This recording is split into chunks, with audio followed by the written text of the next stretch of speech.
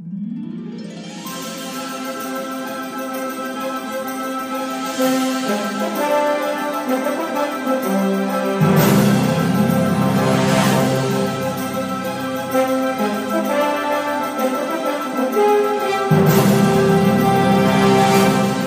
hello out there, and welcome once again to another episode of the Hyperion Adventures podcast. As a matter of fact, this is our 20th episode of the Hyperion Adventures podcast. It's amazing. I'm Tom. I'm also here with my lovely, gorgeous wife, Michelle. Hello. You're so sweet, baby. We're so lucky to be with you again today. We are recording this on Sunday, October 14th, 2018. Again, this is our 20th episode. I didn't really think we'd maybe get past 4 episodes, something like that. Exactly. 20 episodes is amazing. So cool that you've joined us, and we're gaining listeners every week, and we really appreciate that. However you found us today, in the future, you can find us on 1057max.com under the Max Plus tab, as well as on the Max FM app. You can also find us on SoundCloud. We're on Stitcher. You can subscribe to us, and we'll come right to your phone or device. Whenever we have a new episode, you'll know it. It'll come right to your phone, right to your tablet, whatever you may have, whatever you listen to us on.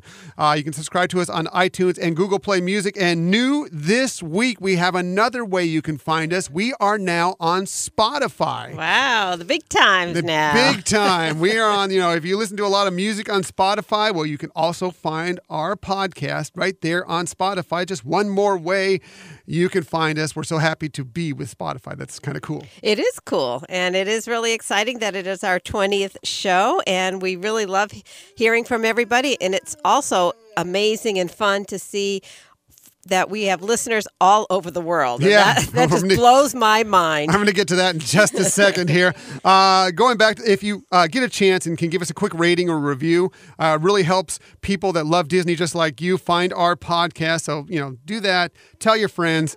It really will help us in so many ways. Now, back to that funny story about us being global. We've already been global. I've seen places like we've had Brazil downloads. We've had from the United Kingdom, Canada, Mexico, Russia. Lots of places have downloaded us in the past. But this week was a really interesting week for us. Yes. Really, really funny week. I usually, we almost always record these podcasts on Sundays. And so we record them. I upload them. Usually it's up around 2:30-ish, something like that in the afternoon.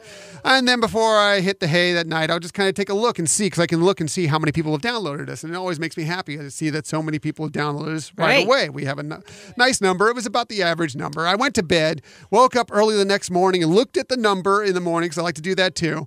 It had jumped by more than 10 times what we normally get in that period.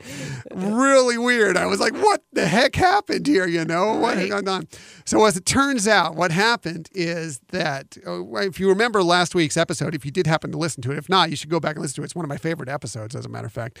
Go back, and we talked about this K-pop band, a Korean pop band called NCT 127. Is that correct? I still don't know if it's 127 or 127. Right. I'm not sure either, but I did research them a little bit more. They are really interesting, and I have to say, I love watching them on YouTube too. Yeah, they're amazing. They're fun. They are. They are fun. Anyways, I digress from your conversation. Sorry. No, that's okay. So anyway, I guess somebody that kind of helps market them within the States, or actually around the world, kind of picked up on our tweets telling people that our new episode was out. And, obviously it was tagged with Mickey90, which was the hashtag for the show. And all these people knew that they had appeared on that show. So it went out, it got tweeted and retweeted like 100+ times. It got liked 100+ times. And our podcast got listened to so many times, but mostly to that 2-minute segment where we talked about this band. But we told you last week and how crazy the crowd went when this band came on. Right. So it was just kind of funny. We have this, it's so funny because our numbers are, sometimes they're a little bit better, sometimes they're not quite as good, but they're usually right around the same amount for a week. This week spiked. It was just a huge download week. And if we kept any of those people out there, if you've joined us and are listening to us again, thank you so much. We're happy to have you with us. Absolutely. And it's like you said, it was really fun seeing that spike up. And it goes to show what we were trying to describe at our last podcast is just how much love is out there for this group and the K-pop group. So we love it. We love them. And thanks again for checking us out, and I hope you join us and continue to join us. Yeah, we love them even more now after Absolutely. that number. That is crazy. That was really good. That was really fun. Awesome. It was a fun like Monday, Tuesday, Wednesday about that, and then it kind of mellowed out a little bit, but it was a fun couple days for sure. I talked about our social media. We want to be an interactive show, so if you ever want to contact us or if you want to follow us along on any of our tweets, any of our postings on Facebook or whatever, here's where you can find us. On Twitter, we're on @Hyperion Podcast. Facebook and Instagram, we're at Hyperion Adventures Podcast. You can email us if you ever want to contact us, send us a note, say hi, give your own tip. If you have something if you want something for us to share in the show, feel free to email us at HyperionAdventuresPodcast@gmail.com, and as well as the 1057max.com website. We are also have our own website, which is HyperionAdventurespodcast.com. It's such a long name that sometimes I just mix it up. No, that's great. And you said you want this to be an interactive. It is an interactive. We've been getting some great things all along. And even like we're saying, it's our 20th show, but we've already had some great feedback. We've had some questions from people. We've had people on the show, people interviewed on the show. Mm-hmm. So we really want to continue all that interaction with everybody, and we love it. So we do really want to encourage people, if you haven't already reached out to us, please get in touch with us because we love it. Absolutely. And as a matter of fact, we will be having some of the comments from some listeners today on our show that we'll be going over as to our main topic. Before we get to our main topic, I just want to tell you we have lots of stuff coming up for you today. We have our quick thoughts on Star Wars Resistance that we debuted last week. The second episode is tonight. We have a bunch of park news. There was a ton of park news this week, both from the Disneyland Resort and the Walt Disney World Resort. We'll get to that in a few minutes. But before that, we have to get to our main topic. Every week we have one main topic or maybe two, but usually a one big topic. And this week's main topic, we're continuing our 5 favorite things series. And this time, our 5 favorite things is going to be our 5 favorite things on a Disney cruise. That's right. And it's pretty appropriate. I don't think I said that right. Apropos? Apropos, yeah. Appropriate, apropos? Right. Something like that. But anyways, the Disney Wonder is in port here in San Diego with us. And so that was kind of fun seeing that happen today as well. Absolutely, yeah. We were trying to scour the web for some webcams down at the San Diego Harbor, the San Diego Bay, to try and see the Wonder down there because we always love it when she's in town. And every once in a while, we'll actually just drive down there just to take a look at her because she's such a beautiful, beautiful ship. Absolutely. So if you haven't, we've done the 5 favorite things before, and if you don't know how we approach this, what we do is Michelle and I make 2 separate lists, each of our 5 favorite things for whatever subject we're covering. And today it's Disney Cruise.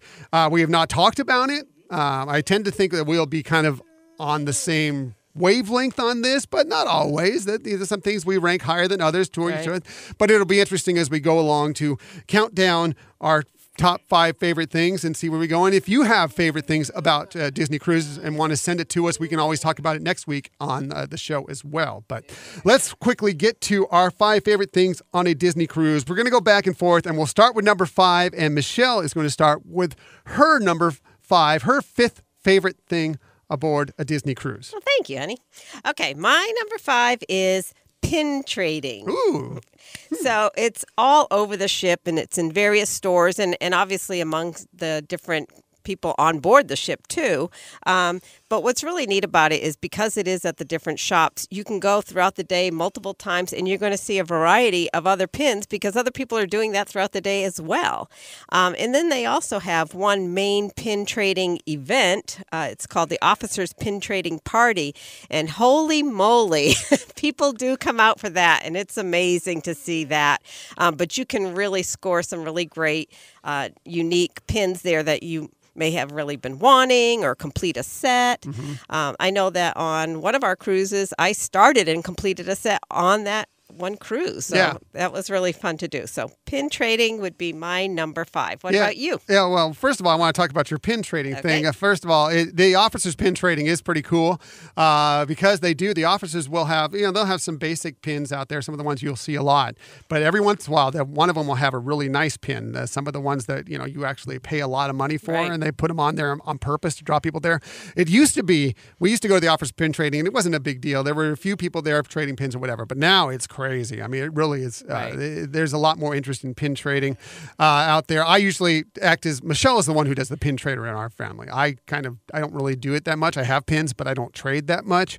She is big into pin trading, so I usually scout out for her. I'm like, honey, over here, you got to get this one over here. It's what my job usually and is. you do it really well, and I appreciate that. But what's great about it is that because it is similar to what you do at the parks, but because it's such a compact area on the ship, you only have a few shops to go to. It's much easier to find what you're looking for and make the few stops throughout the day when you want to check. Right, those pins. exactly. And they're always different. They also, a lot of times in one of the main shops there, will have a book of all the pins. So if you're kind of looking for, combinations of pin, all the pins that have been released throughout the years, the hidden Mickey pins that, really come from a lot of the cast members, you can find in that book. And really, if you're searching for something, you can kind of look how to fill out that group, what other ones you need to find if you're trying to complete the collection. That's true. That's a good point. And that's how on that one cruise that I did do a complete set, I wasn't sure what consisted of the complete set. So that was a helpful book to have and be able to know then, I'm looking for the Mickey ears with Piglet on it. Right. Yeah. So yeah, really good. Like I said, it was not on my list because I'm not the pin trader you are, but I know you love it. Every time we go on a Disney cruise, man, she is in those shops checking those pins all the time. It's like, what are we gonna do now? Well, first we need to stop by and check the pins, and then we're going to the pool. That's right. First we're gonna stop by and check the pins, and then we're going to trivia. It's kind of that kind of thing. My number 5 favorite thing on a Disney cruise is the nights of your dining rotation that are in Animator's Palette. That is, nice. To me, the best of the dining rooms you go to for families, just for entertainment involved. It's dinner and a show, always wrapped up into one thing. It's always a fun experience. It's almost always interactive. It really gets the kids involved. If you're a big family with children and everything, they can enjoy it too. It's always very colorful and interesting to see how the room changes. I'm not going to give away any spoilers to it because if you haven't been in there, those of you who've been there, you know what happens in there. But if you haven't been in there, it really is truly an experience. It's really, really fun. It's one of my favorite dining room, and it's probably going to be your kid's favorite dining room. I'll tell you that right now.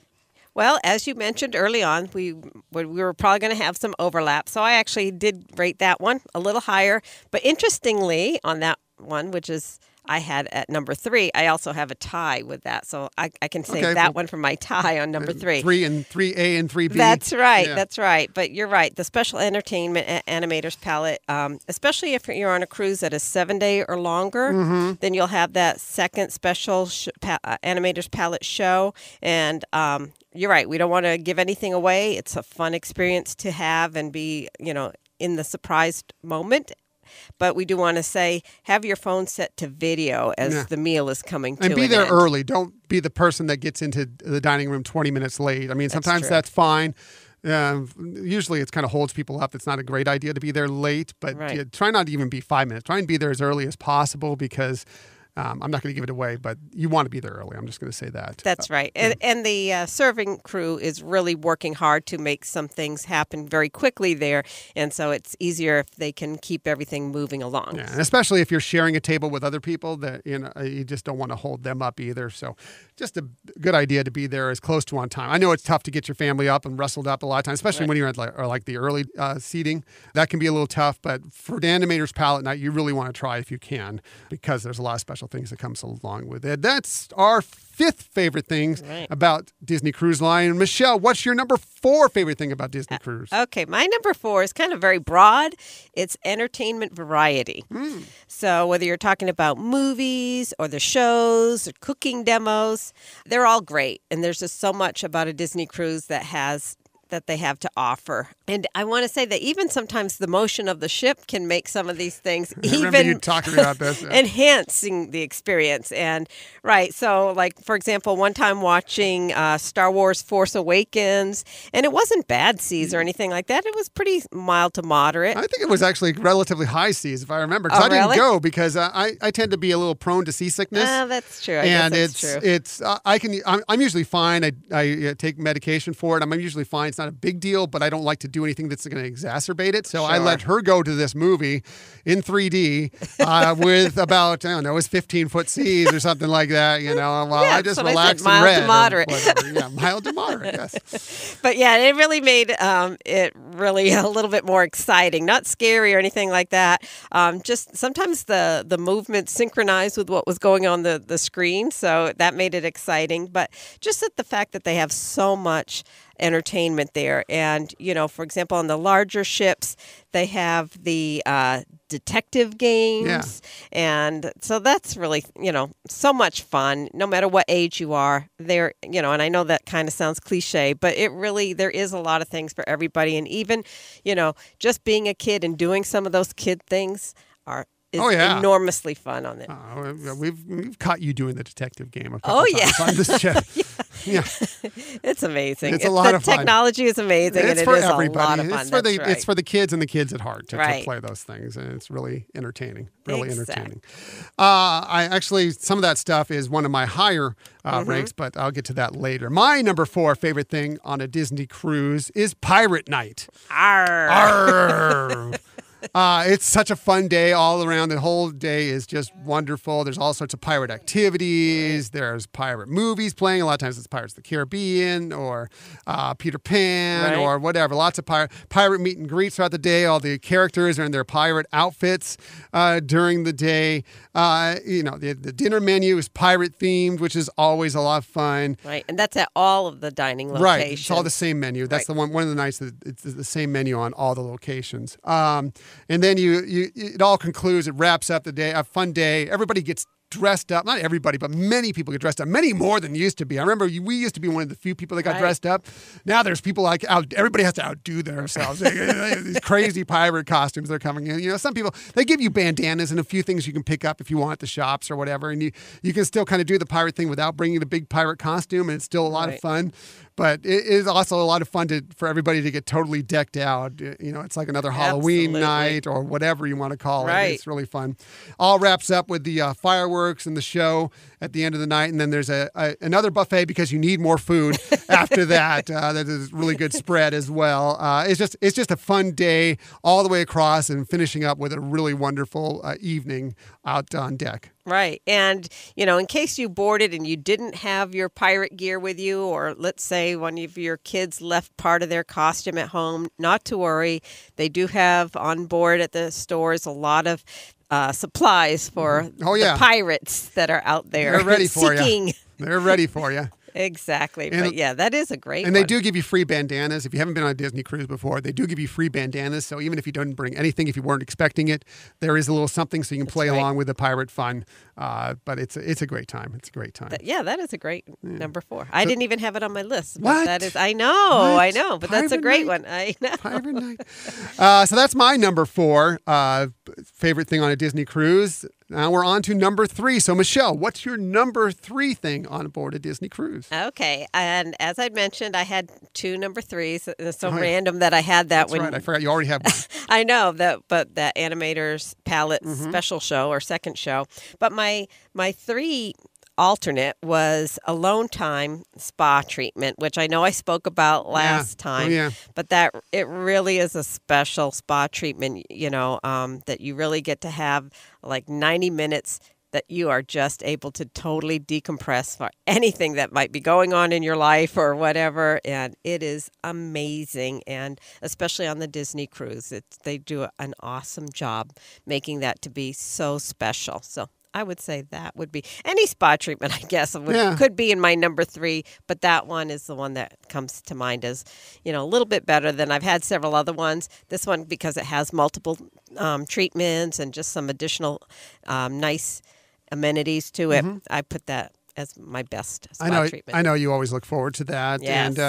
And I don't do the spa treatments. Michelle does, and that's great for her. She deserves it. She works very hard, and she deserves that alone time. My alone time is when she's at the spa treatment, I'll sit and read a book. A lot of times, whether it be by the pool, or usually the Quiet Cove pool, the adult pool, or sometimes on our own balcony, or just in our cabin, just depending on what the weather's like and everything else. That's kind of, she gets alone time, I get alone time, and then we come back together and we talk about it, and we have a great time together. Exactly. So, a lot of fun. My number number 3 thing aboard a Disney cruise is actually a stop on a Disney cruise. That is Castaway Cay, which really could be a lot higher. It could be my number 1 thing, except for we do a lot of cruises. We're not always going to Castaway Cay, but I love it whenever we do have an itinerary that goes there. So when we're on the West Coast base, so we do a lot of sailings with Disney Cruise. On the West Coast, obviously, Castaway Cay is not there. We've done a few other Caribbean cruises that Castaway Cay doesn't necessarily get hit, but we look forward to it whenever we can. We still want to do one of the double dips that goes there twice because that's how good it is.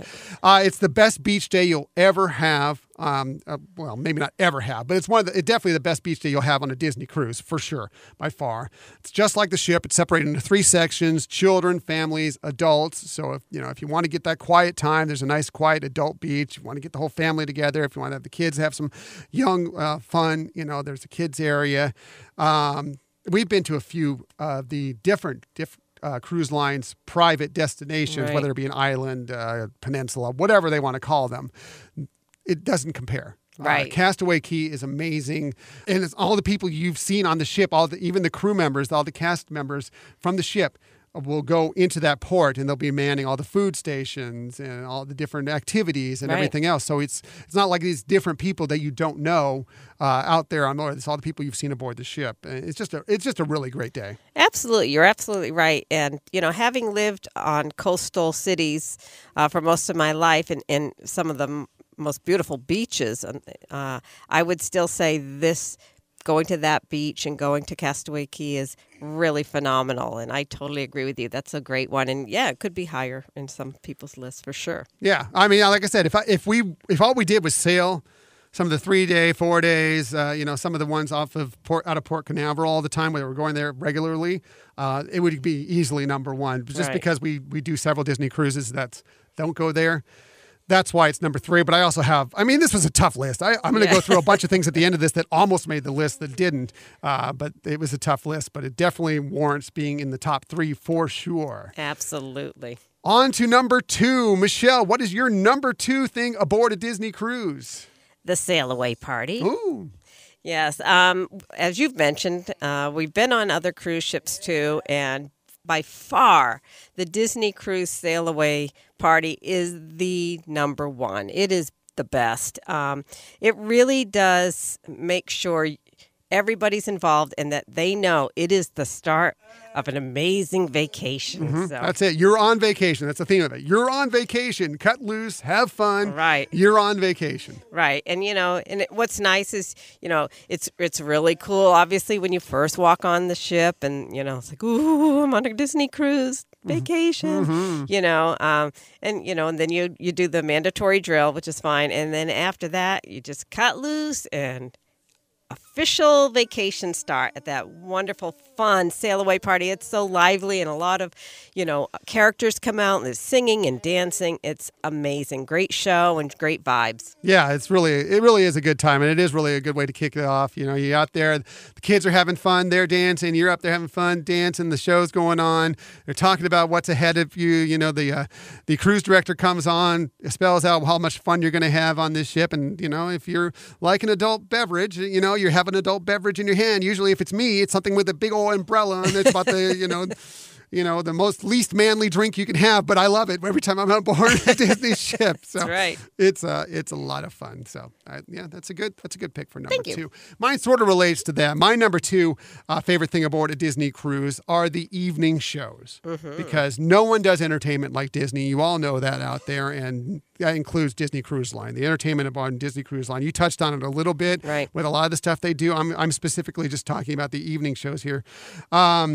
Depending on your ship, I'm just going to run down the shows depending on what ship you're on that you might see on board. If you're on the Wonder, you've got Frozen, a musical spectacular, Tangled, the musical on the Magic, Beauty and the Beast on the Dream, Disney's Aladdin, a musical spectacular on the Fantasy, Twice Charmed, an original twist on a timeless classic on the Magic, The Golden Mickeys, which has been a classic show for a long time aboard the Wonder and the Fantasy, Disney's Believe aboard the Fantasy and the Dream, Disney Wishes aboard the Fantasy, and Disney dreams, an enchanted classic on the wonder and the magic, and that is my all-time favorite show. I never leave it without shedding like 800 tears. Right? Because Exactly. it's usually near the end of the sailing, so you're already like, oh, we've had so much fun, it's over. But then it just touches your heart with so much, Right. Disney magic. It's really a wonderful show, but a lot of these are really great shows. That's right. And, when you hear companies or people say Broadway style shows, Disney actually does do that. They live up to that claim for sure. Their shows are amazing, impressive. We've seen like some of the newer technologies that they're using to really up their game, and it makes it even more spectacular. Cool puppetry they're doing now with a lot of these shows. Yeah, it's amazing. Yeah, it's really, really good stuff. That's one thing. If you go on a Disney cruise, make sure you put the time out. I know there's a lot to do on these Disney cruises. There's a lot. But make sure when some of these special shows are going on, the ones I've mainly just named, right, you have to go see those if you haven't been to see them before. I mean, some of them if you've seen the Golden Mickeys 8 times, maybe you don't need to see the Golden Mickeys again. Right. But if you haven't seen them, you should really go out and make the effort because they're so wonderful. There's great shows. That's true. And if you're on longer cruises, like we've been on a couple of times, and sometimes even some of the shorter cruises, they also will bring aboard some special guests to perform. A lot of times they're Broadway stars. We were on the Transatlantic cruise a couple of years ago. We had Susan Egan, who was the original Belle on Broadway, and she also played Meg in Hercules, and Mandy Gonzalez, who's currently in Hamilton on Broadway, but she's been in Wicked, she's been in The Heights, and they performed for us. So a lot of times there's some other great special shows as well on some of these cruises. Right, absolutely. So that was a good one. Yeah, thank you very much. Yeah, so absolutely. Those are our number 2 favorite things aboard a Disney cruise. On to the big ones. The number 1 favorite things we have aboard a Disney cruise. Michelle, what is your number 1? Drum roll. Trivia games. Huzzah! Love the trivia. Absolutely. And maybe it's my competitive nature, but they do an amazing job of making trivia games a lot of fun. And they have such a variety. They hit everything that for everybody. So they'll have some that are like Disney trivia, Disney movie trivia, or Disney music, TV theme songs. But our favorites, because you do so well. We're going to brag a little bit here in a second. Yes, is 80s music. That's right. That's right. I'm going to brag here. Last time we were on a Disney cruise, I nailed the 80s music trivia. I got every single one right. Perfect score. Nailed a good old gift bag full of stuff. Right. That was a good time. Yeah. The funny thing is I've tried several times and come like one short of winning it. Usually it's myself and Michelle, and there'll be a group of like 6 people that they're voting or chiming in for theirs, and they'll end up beating me by 1 or 2 songs. But this one had it perfect. No one was beating me. Right. It was great. So and there was I'm bragging. 4 people in our group, and you did each one of them. So, you got every single one right. So, even the bonus scores. Totally bragging, but yes. But yeah, the trivia games are a lot of fun. Right. They're great whether you're doing it with your family or if you're doing the adult only ones, then those are fun too. But yeah, if you go on a Disney cruise, which I strongly urge you to do, is make sure you catch a trivia game. Another one of our favorites is they do this one where they have the piano player there, and he'll piano play the music, the Disney music trivia. Right. And so he'll play like just a little part of it. It's not the actual number. It's just him playing on the piano, and you have to try and figure out what song it is. And they usually ask some sort of trivia question to go on there. If there's a bonus point off of each one. Right. That's one of our favorite ones to do as well. So. That's good. I like the trivia. It didn't make my list, but it did make my other things that are my favorite things aboard a Disney cruise. My number 1 thing aboard a Disney cruise is something kind of simple. It's the little magical moments that you can only get aboard a Disney cruise. Absolutely. That moment, we've talked about this in the past, and I'm not going to spoil it for anybody who hasn't had it happen before, but you all who've been on a Disney cruise know the moment you first walk on board the ship is like you get chills just thinking about it. I was going to say, I'm getting choked up. Stupid me. When you're walking down the corridors and you turn the corner and there's Belle or there's Mickey or there's goofy or Right. whatever, just little things that are just make your day. You're not even planning on it. It's happening. Your child's there and, turns the corner and there's Minnie Mouse in front of him or her, and Right. just see your child's face light up and squeal sometimes at the enjoyment of being so lucky to see this character in front of them. Absolutely. It's just kind of things like that only happen aboard Disney Cruise. The service you get on board a Disney Cruise, the cast members, the crew members, they are so good and they really want to accommodate you, and they take those extra steps. And I'm going to talk about something from one of our listeners here in just a second that really will kind of show this a little bit as well. It's just really special pixie dust moments that really make you so. It's really, it's like, there's a lot of cruise ships that have some great service, but nothing beats Disney Cruise Line's service and those little magical moments you find. Absolutely. And, it just continues every day that you're there. You're feeling that in there. But like you said, the crew members are amazing. They're very attentive to things that, you might just take for granted. Like if a child is trying to get a pizza and they can't quite carry maybe 2 plates or their plate in a drink, they're going to go out there and help them. And that may be the person who is painting, has nothing to do with the food service part. It's just they're all in it to make everybody's vacation special. Yeah, and they do a great job of it. Absolutely. I mean, really, like I said, it is the best of all the cruise. We've been on 4 different cruise lines, including Disney Cruise. The service on Disney Cruise is so much better. Eventually, we're going to go through and kind of compare, because all these cruises do things well. They do different things well, but Disney Cruise just has a few things that they do extra specially. Absolutely. So some of our listeners also chimed in on their favorite things. We just got done with our 5 favorite things, and we'd like to hear your 5 favorite things, or just your favorite thing. If you want to contact us, so you can find us on all the ways we talked about at the beginning of the show, and we'll go about them again at the end of the show. But feel free to contact us, and we may bring them up on next week's show as well. But here's what we already have from a couple of our listeners. OG Hyperion Adventurer Amy chimed in. She said, "There's so many wonderful things. Here's one of my favorites, the Oceaneer Club, the Oceaneer Lab. We travel with just our immediate family, so on typical vacations, we're all together all the time. On DCL, my son adores the Oceaneer Club and willingly runs to explore a new Star Wars game, meet a unique character, or just let loose and explore.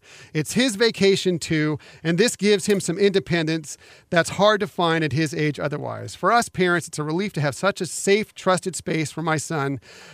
She says, "I don't leave him anywhere." Where I know he's having a blast and we can go relax or see a movie on board. It's rare for me to sit still on a vacation, so going to the adults-only pool deck with a drink and a sea view is heaven. Made better because I don't have, quote, "mommy guilt," end quote, that my son is elsewhere and I know he's having a blast. With the awesome setup and schedule aboard DCL, we were able to balance this alone, quote, "alone," end quote, a time for each of us, with tons of awesome family time and adventures. So I agree with those. Totally things. agree. Yeah. Because go ahead. Because they, really do a great job of having things that as a family you're all doing together and enjoying it, but then both parents and kids can also have a little bit of separate time that is totally fun and, like she says, no guilt. Right, absolutely. And it does give you that chance that, if you want to go out to a special dinner at Palo, or if you're on the Fantasy of the Dream, if you want to go to Remy, really live it up. Your kids are well taken care of. They're going to eat fine. They're going to have a good time. They're going to be enjoying it. They won't miss you for a couple hours while you're away having a good time. So I couldn't agree more. Another note, and this goes back to the little magical moments I was talking about earlier. Right. We got another Hyperion adventurer, Megan, who sent us a note saying, "DCL is the only Disney vacation my husband loves, and it's because there's something for everyone. What makes the cruise for us is the service." We talked about the service already. Right. First cruise we took, we had a shy, just about 3-year-old. Our dining staff drew her out of her shell immediately, dubbed her Squeaky Princess Piper. So cute. It is cute. And the entire staff, not just the ones assigned to us, would greet her at the entrance to the dining room every night with great fanfare. At our table every night, they had a bowl of her favorite cut-up cucumbers and tomatoes waiting for her. Those are one of those things that we've talked about. The staff will get to know what you like, and they will, if you think you're gonna want it every night, they'll have it ready for you every night. They had her waiting for her. I think she went home actually believing she was a princess. So Aww, that is that's so cute. sweet. Yeah. That is so cute. So lastly, she put in, I love that DC allows my little ones to visit other countries in an easy, stress-free way that they love. I don't have to worry about languages, safety, customs, etc. with a tiny little child. But now she has a taste of adventure and loves other cultures, and when she is older, she'll be ready to deal with all of the above. I wouldn't cruise any other line with kids. Right, so. Absolutely. And it is a great way to, whether you're talking little kids or whether you're talking kids that are a little older, to have them experience, that the educational part of a Disney Cruise Line, of going to other countries and really just experiencing differences throughout the world, but in a very safe environment. Yeah, Disney does a great job of making sure when they go to any of these ports. As a matter of fact, they took Mexico off the itinerary for a while because Mexico wasn't particularly safe for a while there. Right, they stopped doing a lot of sailings to Mexico so much. But now it's a little bit safer, so they're back. But they always want to be sure that they're good with that. They don't want to put families in harm's way when you're going to some of these countries. So, right. They check out their excursions really well, making sure they're family friendly for everybody. If it's just for adults, they will tell you it's just for adults. But a lot of them, they want it to be family friendly, so you're ready to go. And Disney Cruise does that the best of. Most of the cruise lines do a good job of checking out their different shore excursions, but Disney does the best to hit everybody across the board that could be sailing with them. Absolutely. So one more thing we did, since this is all about Disney Cruise this week, we kind of were curious as to what people's favorite Disney Cruise Line ship was. So we put a couple polls out there. We did one on Twitter.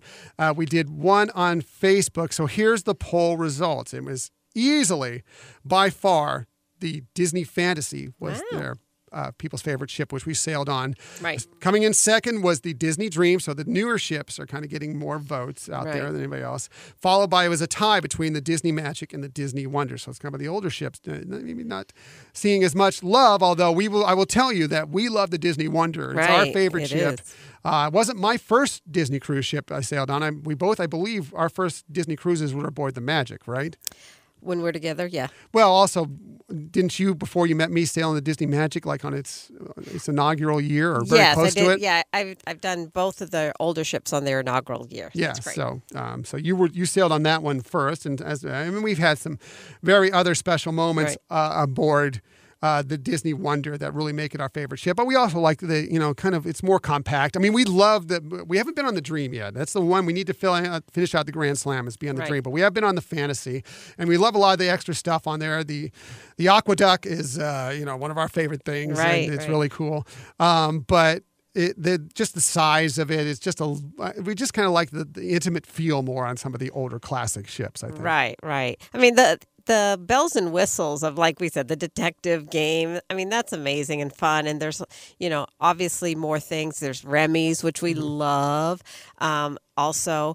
But like you said, the older ships are more intimate feeling, and so that's very special to us. Absolutely. So a couple of things from some people that contacted us.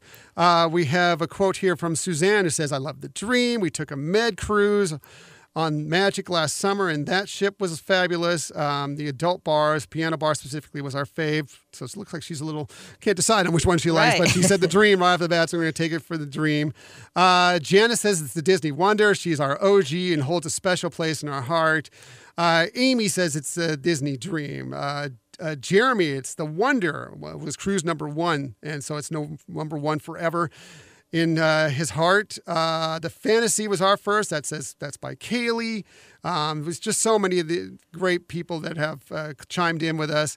They love Disney Cruise. They've sailed aboard all these ships. I don't think you can go wrong with any of these ships. Some may fit what you're kind of looking for more, but they're all wonderful ships. Exactly. And, the one thing we want to also point out with the Disney Cruise Line is that they do have the specialty seasonal cruises, and right now they have the Halloween cruises, which is so much fun for everybody, adults and kids, being able to dress up and trick or treat and enjoy some of the other special decorations that are going on there. And, the Christmas time is amazing. Right. Star Wars and Marvel Days. Yep. I mean, there's just so many wonderful, so much good stuff that you can go on these cruise ships over and over because you can experience different things around even going on the same ship multiple times. One more note, because this person connected with us on Twitter, and I wanted to get her in here. It's Vanessa, and it says, we have had the most magical cruises on the Magic, which makes sense, magical cruises on the Magic, from 12-night Meds back-to-back Norway and Baltic. Wow, that sounds amazing. Yeah. Back-to-back Norway and Baltic. Wow. Adopt us. Yes. Plus, I like the size and the reimagineering over the years. We did the Magic on a transatlantic cruise a couple of years back and really had a great time aboard that ship. So here's some of the things that didn't quite make the cut on my list. I'm going to start with just the dining rotation in general. I love that you go to a different dining room every night, so it kind of freshens things up. Right. Every evening you go through it. Every dining room on these ships has a little bit of a different feel to it, and that's kind of cool. The size of the staterooms. They really great size of staterooms. They're very big. They know most of these people that are going to be boarding this are going to be families, so you're going to have a lot of times it's 2 adults, 2 kids, whatever. And especially the split bathrooms when you're all trying to get ready for dinner. So one person can be showering while another person is doing their hair in the other bathroom. Really, really important and really great. And the only place I've seen that is aboard a Disney Cruise Line. Other things you just talked about, the special days and cruises, the Star Wars Day at Sea, Marvel Day at Sea, Halloween on the High Seas, the Very Merry Time cruises, all those. We've done the Halloween on the High Seas, we've done the Star Wars Day at Sea, and we had a blast on both of those. The cream cheese filled cinnamon pretzel that you can get is it's not on the menu anywhere, but you usually find it like at the pizza place or whatever. You can ask around, you can find out for it when you're on the ship. It's one of the most amazing things, and every time we happen to get on board, we're like, we have to get one of those. Right, so absolutely. Yeah, that is good. And you just have to kind of be watching for it and asking for it and hoping for it. Speaking of that, another thing that I think I'm not sure if they have it. I don't think they have it on the Fantasy and the Dream, but on the Wonder and the Magic is the shawarma. Yes. I love the shawarma. Oh, it's so good. And you can get it made done up however you want it with different items on it. It's really, really good. Yes. The beverage tasting sessions, you talked a little bit about that last week. Those are always a blast. The upscale dining, whether it's brunch or dinner at Palo or for a real splurge. If you want to go up and do Remy on the Fantasy and the Dream, Remy, we've done it once, and we've never had a dining experience like that any place else. It's so good. Amazing. Disney trivia, you talked about the Quiet Cove pool. If you just want to get some adult time, like if the kids are playing at the labs, whatever, or the club, and you want to have some low time, the Quiet Cove pool is wonderful. These nice cushioned loungers. It's really nice and serene and peaceful. It's really great. Satellite Falls aboard the Dream and the Fantasy. Love Satellite Falls. Another wonderful place to just kind of sit and relax as the water just kind of down on you. Yeah, so it's very therapeutic. And of course, I don't know how this didn't make my list. It really probably should have made my list. Unlimited Mickey Premium Ice Cream bars. All you want. You just order them. I want ice cream bar. Don't tell everybody. We need them for us. Mickey bar. We never go to bed without a Mickey bar when we're on the ship. So good. Yeah. Another nice thing that didn't make our list is at the bar where you can do the, I don't know what you call it, surprise champagne pour. That's yes. It's in the Cadillac Lounge on board. I know it's. I think they do it on. I'm not sure what they do. I know on the Wonder, the Cadillac Lounge. But if you go in there, there's something on the menu where it's basically it just has a set price there, and it'll just kind of if you just order a glass, they'll give you the glass at this price, and it could be they'll never give you something that isn't worth whatever you paid. But you could get something, it's depending on what they have open, that is. Like you'd be paying $12 for a glass of wine that is a $24 glass of wine. Right. I mean, it could be. It's not always that way. You don't know what you're getting. Right. But a lot of times you get a lot of value out of that. Exactly. That should have been a tip. We should have saved that for a tip. Well, and another good thing that's on there is, especially if you are into sports, is all the sports theming and the sports events. If you're on board a ship when something sports-wise is going on, that you're not going to miss out on it. And it's fun to get in a crowd of people with all different kind of enthusiasm for the different sporting events. So that's something that's also enjoyable on the Disney cruise. Absolutely. There's something there for everybody, truly, on a Disney cruise. Something for everybody, for sure. So that's it. That's our look at Disney Cruise Line for the week. Our top 5 favorite things aboard a Disney cruise. Again, we'd love to hear from you and know what your favorite things are aboard a Disney cruise, along with so many of our listeners that that contacted us already, and we shared with them. Let's move on here. That was a long segment.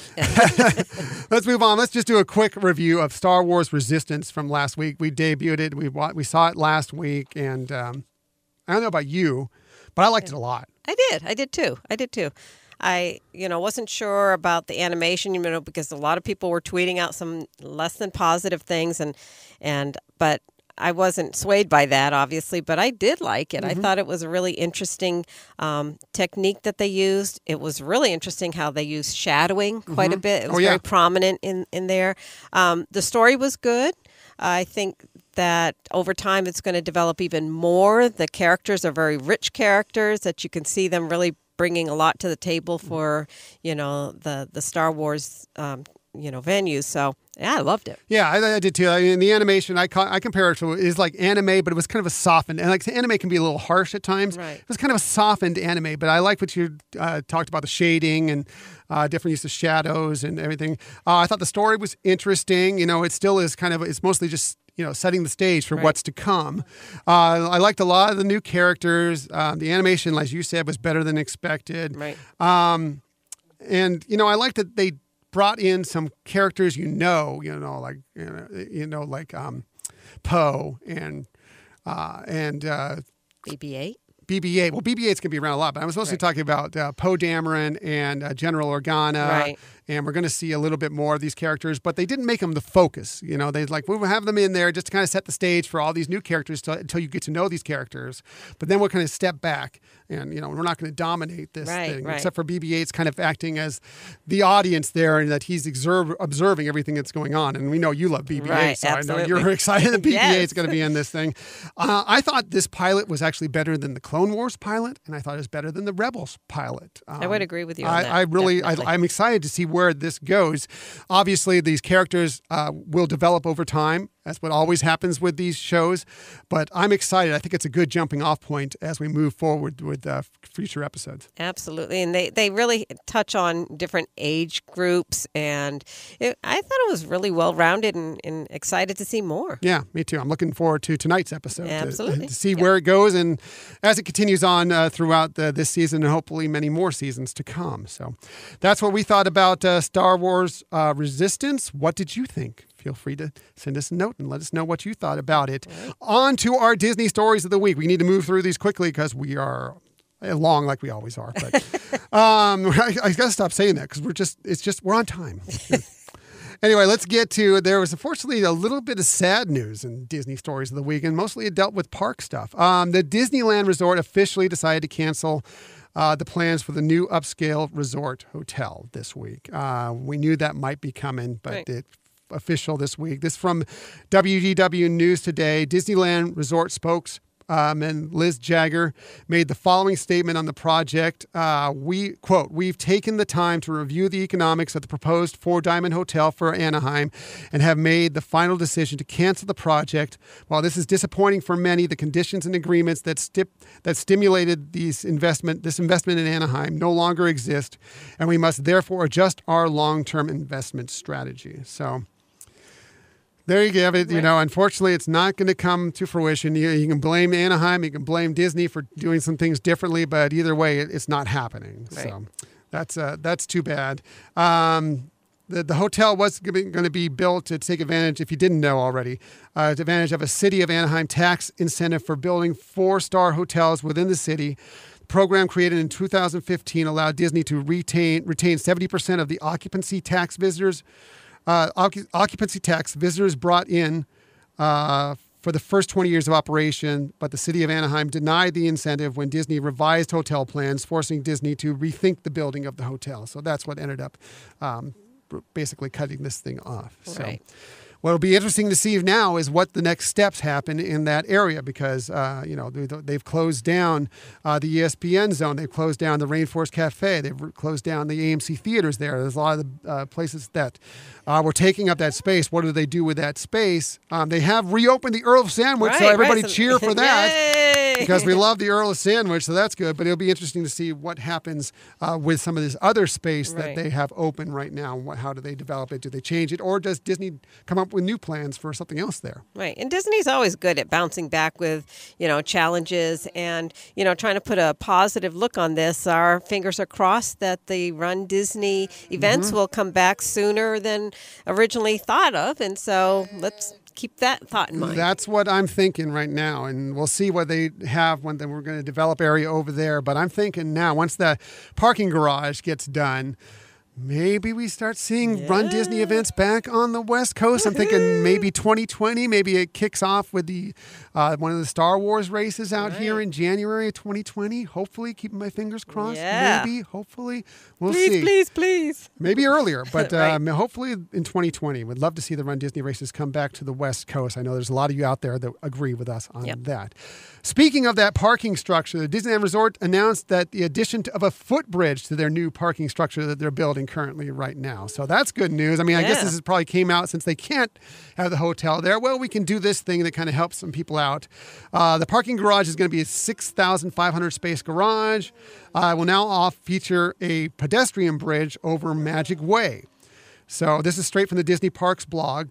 This new bridge will connect visitors from the parking structure over Magic Way to the rest of the resort, allowing guests the option to stroll through the downtown Disney district to the theme park's main entrance. In addition, the new bridge eliminates the foot traffic crossing the street at Disneyland Drive and Magic Way, providing not only convenience but also greater pedestrian safety and better traffic circulation. If you don't know where that is, if you know the Disneyland Resort at all, of course, the Disneyland Drive is the main strip there where the hotels kind of line up on, and then Magic Way is kind of the turnoff you go to, like say if you're going to the Disneyland Hotel to go park there.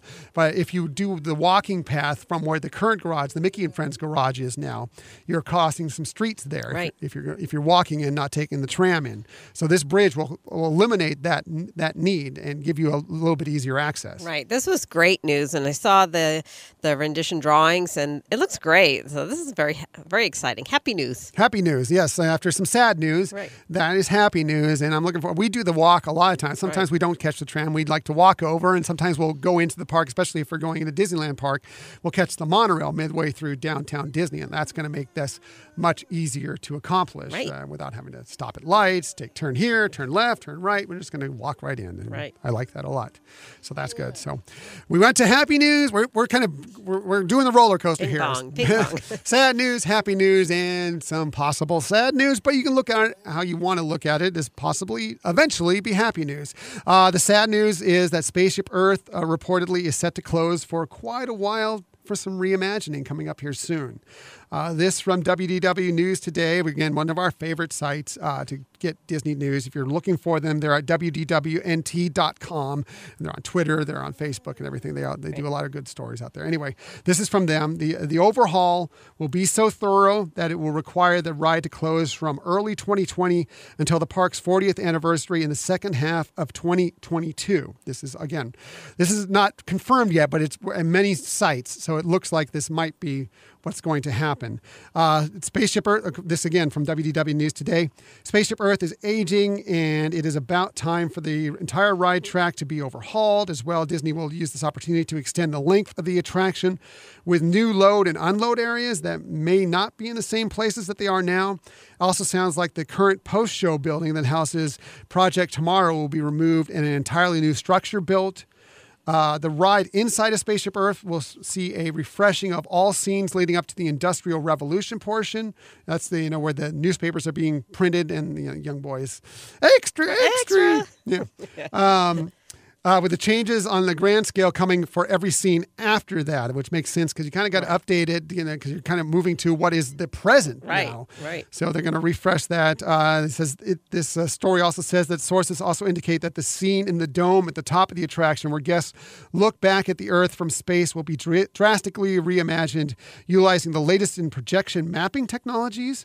As far as the exterior of Spaceship Earth, they will indeed be working on setting up projection mapping there as well, Hotel, covering the entire geodesic sphere with projections during the ride's lengthy downtime and the redevelopment of the area around it. It should make for quite a nighttime display. I'm thinking they're going to do the Death Star again by that. Right? Because remember when they did that a couple of years back? And that was great. fantastic. So, I don't know. I'm sad that it's closing. We like Spaceship. It's a mellow ride. We like it. It's a long ride. It's a nice way to cool down a bit. Yes. It is a little dated. It can use some refurbishing. I mean, we mainly go on that ride for the little fun thing that happens at the end, right. and we always get a kick out of that. But, it's going to be sad to see her go away. But at least we have a year here to enjoy her for a while. And then we'll see. It'll be interesting to see how they reimagine it. Right. And, it's great reuse of space, Oh, space. Yeah. I know, right? But I mean, to reuse. She's punny and she doesn't even know it. I know. Oh, that's so bad.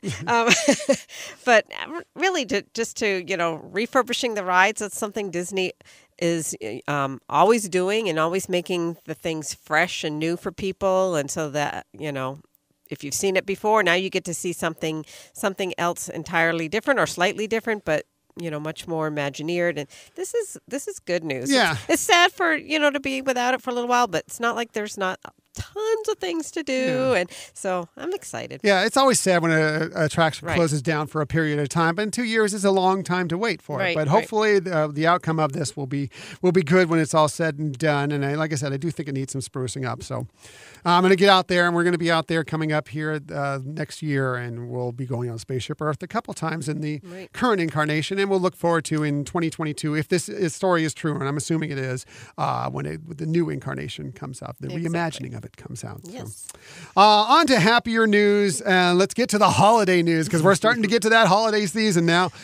Disney announces its ultimate Christmas time vacation package at the Walt Disney World Resort. So I don't know if you know anything about this, but this is a total package just wrapped around the holidays at the Walt Disney World Resort. You get a lot of cool stuff with it. So here's what's coming up if you want to do this package this year. This is straight from the Disney Parks blog. Guests who purchase this package will enjoy a 5-night stay at a select Disney Moderate, Disney Deluxe, or Disney Deluxe Villa Resort Hotel, checking in on December 17th and checking out on December 22nd, 2018.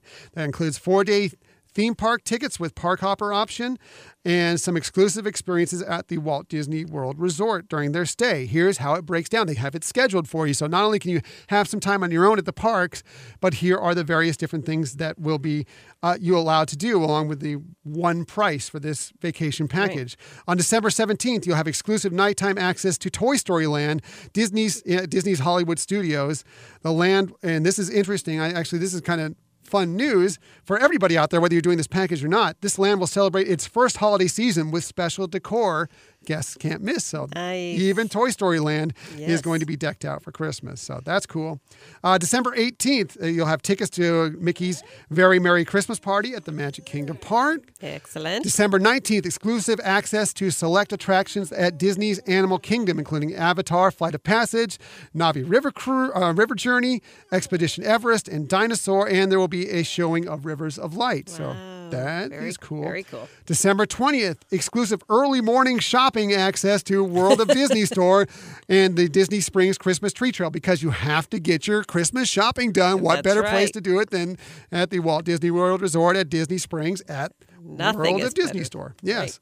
Right. So you can get your shopping done. They'll also have some free hot chocolate and cotton candy for you while you're out there, while you're doing the Disney Springs Christmas Tree Trail. And there's so many great Christmas trees all over the resort. Yes. But there they have a bunch of them real close together. It's really kind of cool place to walk through.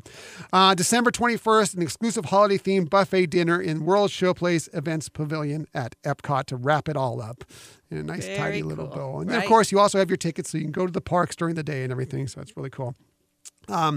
So here's again from the Disney Parks blog. Because theme park admission is included in this package, guests will be able to truly enjoy the holidays at our theme parks with all our other guests, including a Frozen Holiday Wish at Magic Kingdom Park, the Epcot International Festival of the Holidays at Epcot, Flurry of Fun festivities, and the Jingle Bell, Jingle Bam, which we like, at the Disney Hollywood Studios, the Diwali Holiday editions to Up, a Great Bird Adventure at Disney's Animal Kingdom Park, and much more So really a lot of cool stuff. Again, this offer can be booked it can be booked between October 22nd and December 2nd. Prices vary depending on, of course, what type of resort you're staying at, whether it be a moderate, whether it be a deluxe, whatever it may be. But just for a base number, they put one base number out there that if you're a family of 4, you can do this package starting at $178 per person per night, for example, in a garden view room at Disney's Port Orleans Riverside Resort. So that would be a total package of $3,500, which isn't horrible when you consider the park tickets and all these exclusive events that you get to go to. Yeah. Plus, it's not really a horrible price. No, it's not. So no. if you're thinking about going out there at this time, you may want to look into this package. Really kind of cool. And it hits all the highlights of the holidays out there. And we're going to be talking more holiday news next week. So that's a nice preview. We'll be doing a lot of holiday news next week. Right. One more holiday news story I wanted to get to here is that D23, our favorite fan club, Disney's official fan club, it's inviting guests at the Walt Disney World Resort to learn how to build their own gingerbread houses. I know, this is like you're trying to figure out how you can plan this out now. Unfortunately, I don't think it's going to run into your schedule when you can get out there, but here's what it is. This is straight from the D23 website. D23 Gold members visiting the Walt Disney World Resort are in for a real treat, quote unquote, this holiday season. In celebration of the 20th anniversary of the famous life-size gingerbread house, D23 invites a limited number of Disney fans to attend an exclusive gingerbread workshop at Disney's Grand Floridian Hotel and Spa. Nice. So here's the deal. D23 Gold members and Gold family members, along with their friends and family, will get to build and decorate a gingerbread house alongside a Walt Disney World Bakery team expert.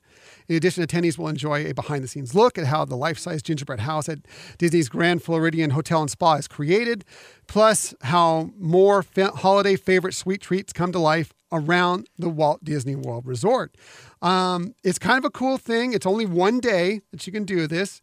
It's going to be on where is it? Saturday, December 15th. So if you're going to be out there for this time, you may want to, and you're a Gold member or a Gold family member, you may want to look into this. Here's the pricing for this. It's one price for your group. So if you're a Gold member, you can pay for you and one guest. This price is $225. You get one D23 exclusive gingerbread house kit baked by the Walt Disney World pastry team. Wow. You get light tableside treats for up to 2 guests plus hot cocoa, 2 D23 exclusive travel mugs, and 2 custom created D23 gifts created exclusively for this holiday event. If you're going to do it with a family, so up to 3 members with if you're a Gold family member, up to 3 guests, that's $350. And you get you get the same one gingerbread house kit. You get the light tableside treats for up to 4 guests plus hot cocoa, 2 of the mugs, and also 2 of the custom gifts. And of course, you can take the gingerbread house you build with you when you're done with it. Like I said, it only happens one day, Saturday, December 15th. The party starts at 1 p.m. and will last approximately 2 hours. Passes for this go on sale tomorrow morning. Again, we're recording this on Sunday, October 14th. So the passes go on sale on Monday, October 15th at 10 a.m. Pacific time, 1 p.m. Eastern at d23.com. So if you're interested in this, you may want to hop on that tomorrow morning, Monday morning. Yeah, that sounds wonderful. And, we've gone out to the Grand Floridian and enjoyed, the life-size gingerbread house. We've bought the shingles and, it's like, how many can I fit in the suitcase? So it's a great experience out there. We are going to talk a lot more about the holidays out there, but the gingerbread houses will be one of the big things we bring up next week. Exactly. Next week, we're actually going to talk about that, and I'll go over that more in a little bit. But that is really cool stuff, and that's a really interesting event. I wish we were going to be out there for that time because I think I would jump. It's not a bad price. When you think about what an exclusive event, and you get all these treats, and you get some special. When you just see it right off the bat. When I first saw it, I was thinking it was $225 per person. I'm like, that's a little crazy, But just $225 for a group of 2 or $350 for a group of up to 4, it's not a crazy price. No. So a lot of fun for a really special event you can do while you're out there. One more note, and it's just a quick note that I just want to bring up because I think it's a really special thing, and we really feel for all those victims of Hurricane Michael out there. Exactly. We've seen the devastation. It's been terrible, and it was really great news this week when Disney stepped up and they donated $1 million to help the disaster victims of Hurricane Michael. The contribution to aid in relief efforts across Florida's Gulf Coast region and other areas impacted by Hurricane Michael. The donation will support disaster response and recovery efforts throughout the Florida disaster fund. So you really feel for you if any of you out there were impacted by this. Michelle's been in something very similar to this. Right. House destroyed with Hurricane Andrew. So I can totally understand what people went through and what they're going to be going through for a long time, how it's very disruptive. However, that is great that Disney did make that donation. That's amazing, and that's great. So anyway, our thoughts and prayers are out there for all of you out there that have been impacted by this and all the storms that came, Florence earlier that went through a lot of the South Carolina, Virginia area and such, all of the people that have been affected by these things. We feel for you, and we're sending out our love to you. Absolutely, yes. So that's it for the Disney stories of the week. Oh, we have one more. Michelle has a Disney story. I always forget. She tells me I have a Disney story, and I'm like, I got to move on. I know. No, Michelle has a Disney story. I always love because she always has fun, interesting Disney stories. Reminder, I'm like, place is closed. No. This place is opening. I know. Next time we do the podcast, remind me to bring tissue or something. No, she always has the really great stories. So Michelle, please let's hear your story of the week. All right. Well, thanks, honey. So last night we were watching Toy Story, and interestingly, we were talking about how revolutionary it was for the world of animation. And you didn't know what the story is that I was preparing for today, but it kind of went along with that. So this week, the Disney Studios did a new first, and they debuted it in the U.S. at the New York Film Festival, which was their first virtual reality short film. Oh, I did hear a little something about this. Cycle. Yeah. It's called Cycle. The movie was directed by Jeff Gibson, and he worked on Frozen and Zootopia and Moana. So he said the movie is loosely based on his childhood, where he spent time with his grandparents. And interestingly, he was also trained as an architect. So he talks about how buildings end up having a life of their own just by all the occupants that come in. And so it does sound like it's going to be a very emotionally driven, it is an emotionally driven short. And just as a little warning, if you go out there, it's amazing that people are putting spoilers out there. So I know. I hate that. I know. I was surprised. But anyways, what was really interesting is it's just kind of the process. So he admitted that storyboarding was going to be a big challenge because the way they do storyboards is on a very, two-dimensional surface. Sure. And so how do you develop a storyboard for a virtual reality type of a show? So they really ended up getting, a lot of different techniques together. Some of these things I'm really not clear of what they are, but there's Quill VR painting techniques, motion capture, and use of sculptures. Mm-hmm. And but they said the biggest hurdle, though, was creating this immersive environment that didn't distract or overwhelm the viewers from really engaging in the storyline.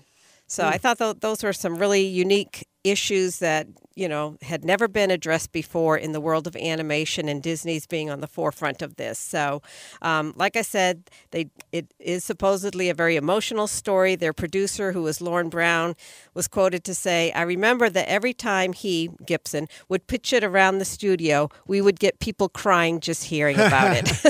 Wow. Yeah, and Gibson himself said it's an emotionally driven film expressing the real ups and downs, happy and sad moments in life.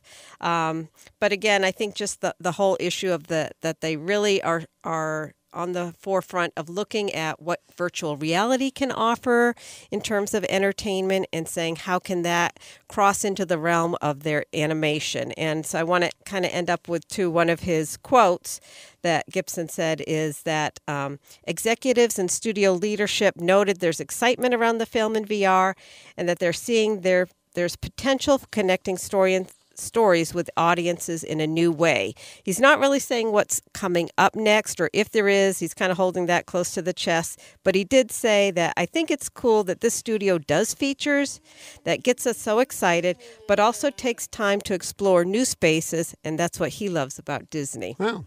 Very cool. Right. So, I just, it was really kind of funny that we were watching and making those comments about Toy Story last night. But it is awesome seeing the Disney company and the Disney studios really looking and seeing, what else can they do to help, grow and enrich the world of animation. Yeah, no, that's great. I'm glad they're, trying to get to the forefront and seeing what's out there and what the future might provide as far as animation. So that's really great. And Yeah, so that was just featured last week at the New York Film Festival. It had another external to the United States release earlier, but this was the first U.S. release. Cool. Yeah. So now I have to get maybe this along with my Vader Immortal right. thing that I was talking about. Was it last week, the week before, whatever it is, the new VR Star Wars game that's coming out. So maybe I will. I thought I'd never get involved in virtual reality, but maybe I need to start looking at that differently. Right. So. Well, and some of the things we've talked about too is how movie theaters are, really needing to revisit how do they make sure people are coming in. I mean, with so much content out there that you can get, at home, that, what are some of the things that they can do to continue to draw people in? And this would be another avenue. I mean, just like if you think of how Walt had movie theaters bring in specific sound equipment for Fantasia, this is kind of on that same pathway right. for the Disney studios. Really interesting stuff. Really cool stuff. Cool story. Thank you. I like that. I'm glad I didn't skip over you. I'm glad you went and slugged me in the arm there to make sure that I don't forget you.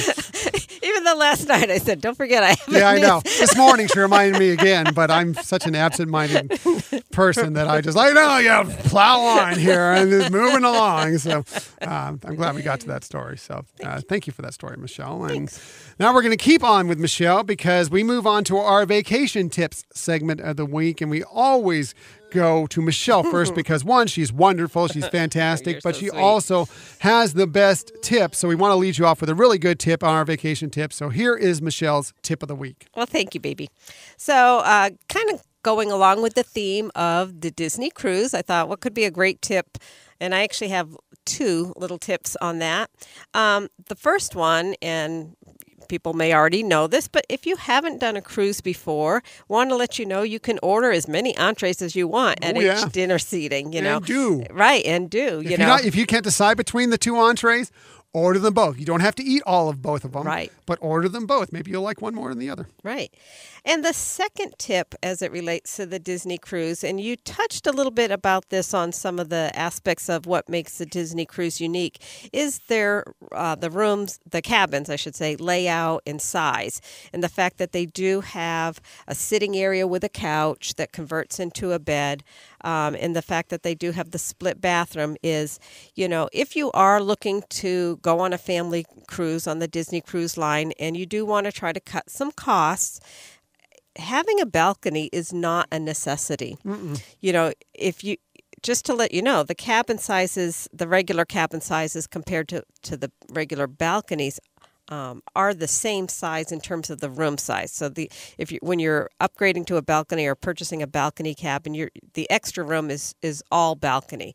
So if you really do want to try to reduce some costs for you or save some costs, you will be just as comfortable without a balcony. They have the great large window views, and there's a lot to do outside on deck, so you don't have to feel claustrophobic or anything. But we've done it both ways, but we certainly enjoyed our experiences when we didn't have a balcony, and it was just as comfortable and fun. So those are the two Disney cruise related tips that especially like, let's say if you're going to Alaska. I mean, the balcony is great for when you're in certain areas in Alaska, but it can get pretty chilly outside. You only can stay outside, with the wind blowing for certain periods of time, even all bundled up. Sometimes it's nice just to have that window to look out. And it is a big window. Like you said, it's a big, giant porthole window, a lot of these are. And I actually have a funny story. For the first time, I got a balcony room on the Disney cruise. And I was traveling with my son, and he was a toddler at the time. And I went on the balcony. It was at Castaway Cay, and I just went to check it out and see what it looked like outside. And he locked me out onto the balcony. So that was a scary moment. Yeah. So at that moment, I was like, "Oh, why did I get a balcony?" Yeah. But no, balconies are great, and I don't want to deter anybody. How did you get back in? I did finally, get his attention to, because he hadn't locked it completely. He just pushed it enough to enough stop that I it. couldn't open it, and he was able to unlock And it. eventually, someone would have come to make up That's the room right. or whatever. Oh, You would have yeah, gotten out yeah. there eventually. Right, right. Maybe he just wanted to lock you out so he can get his own Mickey bar or I something. know, But yes. He's going to get one of those cinnamon pretzel That's things. right. That's funny. That's funny. But both those are definitely good tips. And yes, the window staterooms and even some of the inside staterooms, especially now that they have the video kind of projector porthole in some of the inside staterooms on the two newer ships, they're all great too. I mean, really, they're great cabins, almost all of them aboard a Disney cruise. So if you want to do it and you're afraid of the money to splurge on a balcony or whatever else may be, those cabins are not bad. And there's a lot of size in there for because they know that they're bringing in families. Right. So. It's a very important thing. Good tip, Michelle. As Thank you. always. Michelle always has the best tips. Oh, you're sweet. My tip of the week is actually about tips. As in tipping on a Disney cruise. I'm sticking with tipping on a Disney cruise. So just to let you know, if you haven't been on a Disney cruise before, what they do, the standard policy is it's $12 per person per day. They'll take that right out of your shipboard account. So it's $4 that go to the server, $3 that go to the assistant server, $1 that goes to the head server, and $4 that go to your stateroom host or hostess. So that is standard for every day. Per person per day. Per person per day, yes. That's not just for, the whole cruise. That's for the whole thing.